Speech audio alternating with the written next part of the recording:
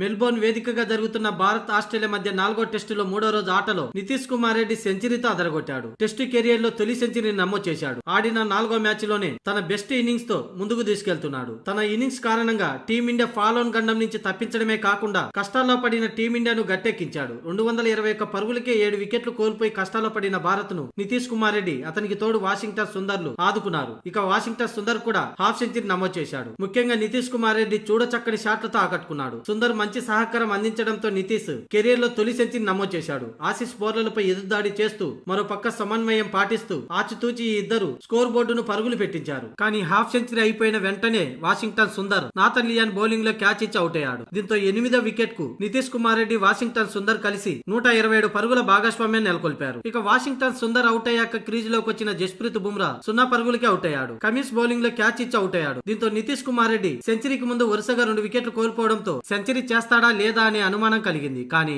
చివరికి 171 బంతుల్లో 10 ఫోర్లు 1 సిక్స్ తో తొలి సెంచరీని నమోదు చేశాడు. చివరి వికెట్ అడ్డు పెట్టుకొని ఈ ఘనతను సాధించాడు. మొత్తంగా నితీష్ కుమార్ రెడ్డి సెంచరీ కారణంగా టీమిండియా పరువు దక్కినట్లయింది. ప్రస్తుతానికి టీమిండియా 358 పరుగులు చేసింది, 9 వికెట్లు కోల్పోయి. బ్యాడ్ లైట్ కారణంగా మ్యాచ్ ని నిలిపివేయాల్సి వచ్చింది. నితీష్ కుమార్ రెడ్డి 105 పరుగులు, మహమ్మద్ సిరాజ్ 2 పరుగులతో ఉన్నారు.